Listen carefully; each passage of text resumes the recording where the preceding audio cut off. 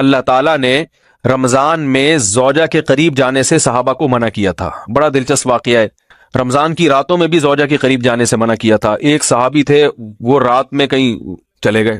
اب بڑے پریشان ہوئے، رسول اللہ صلی اللہ علیہ وسلم کے پاس آئے، عرض کیا یا رسول اللہ مجھ سے غلطی ہوئی، رمضان کی رات میں نے اپنی زوجہ کے قریب چلا. آپ نے فرمایا کیوں؟ وہ بڑا دلچسپ واقعہ ہے، بظاہر تھوڑا حیا کے خلاف بھی ہے لیکن اتنا بھی نہیں ہے. وہ کہہ رہے میری زوجہ کہیں پانی بھرنے کے لیے جا رہی تھی، ان کی پنڈلی کھلی تو میری نظر بیوی کی پنڈلی پر پڑی اور میں بس پاگل ہو گیا بیوی کے عشق میں. میں یہ اس لیے بیان کر رہا ہوں کہ جو لوگ نظر کی حفاظت کرتے ہیں وہ بیوی کے عشق میں پاگل ہوتے ہیں. جو دن رات انٹرنیٹ پر پنڈلیاں دیکھتے رہتے ہیں انہیں بیوی کی پنڈلی بھی کیا شکل بھی اچھی نہیں لگتی ان کو.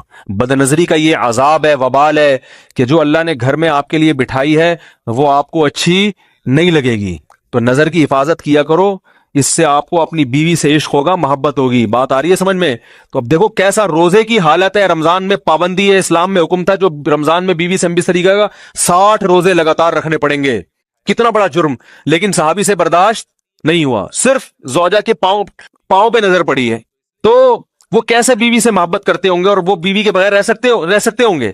اور آج لوگوں کے فون آتے ہیں، ہماری بیگم جس میکے جاتی ہے اتنی خوشی ہے، ایسا اچھا سا فیل ہوتا ہے، ایسا عجیب سا محسوس ہو رہا ہوتا ہے جیسے آزاد ہو گئے. تو میں کہتا ہوں ظاہر ہے اب تمہیں موقع مل گیا کنڈی لگانے کا، ٹھیک ہے نا، اور آنکھ مٹکے کرنے کا، تو خوش تو ہوگے. تو یہ بھی ایک عذاب ہے جو لبرل لوگ نے جس عذاب میں ڈالا ہوا ہے نا، اس میں عورت کے حقوق نہیں ہے. عورت کے حقوق نظر کی حفاظت میں اور عورت کے پردہ کرنے میں ہے. جب مرد باہر نکلے گا سب پردے میں ہوں گی تو آئے گا کس کے پاس؟ بیگم کے پاس ہی آئے گا. تو اتنے منہ کالا کرنے کے راستے کھول دیے ہیں تو ظاہر ہے پھر کامیاب ازدواجی زندگی نہیں ہوتی. تو نبی کے پاس آئے، عرض کیا یا رسول اللہ میں برداشت نہیں کر پایا. تو آپ مسکرا دیے. تو وہ نبی کے پاس گئے، یا رسول اللہ ایسے ہوا، مجھ سے غلطی ہو گئی. تو آپ نے فرمایا کیوں؟ فرمایا ایسا ہو گیا تھا. تو آپ صلی اللہ علیہ وسلم نے فرمایا 60 روزے رکھو لگاتار. انہوں نے فرمایا ایک کی طاقت نہیں ہے، اس میں یہ ہو گیا 60 کیسے رکھوں گا، نہیں ہے طاقت 60. آپ نے فرمایا ٹھیک ہے پھر 60 غریبوں کو 2 ٹائم کا کھانا کھلاؤ. فرمایا اس کی بھی طاقت بولو بھائی نہیں ہے. اتنے میں ایک صحابی لائے کوئی چیز صدقہ کرنے کے لیے. تو آپ نے فرمایا چلو اصل حکم تو یہی ہے کہ 60 روزے یا پھر 60 غریبوں کو کھانا، وہ نہیں تو چلو فی الحال ان کو تنبیہ کے لیے کچھ ان سے صدقہ کروا لیتا ہوں. فرمایا چلو یہ فلاں خیرات کی ایک چیز لے کر آئے ہیں، تم یہ لے کے غریبوں میں بانٹ دو. انہوں نے فرمایا مجھ سے زیادہ غریب پورے مدینہ میں بھائی کوئی بھی نہیں. آپ صلی اللہ علیہ وسلم مسکرانے لگے، فرمایا جاؤ کھاؤ اور بچوں کو کھلاؤ. اور بھائی غلطی بھی ہوئی اور گھر میں راشن بھی آ گیا.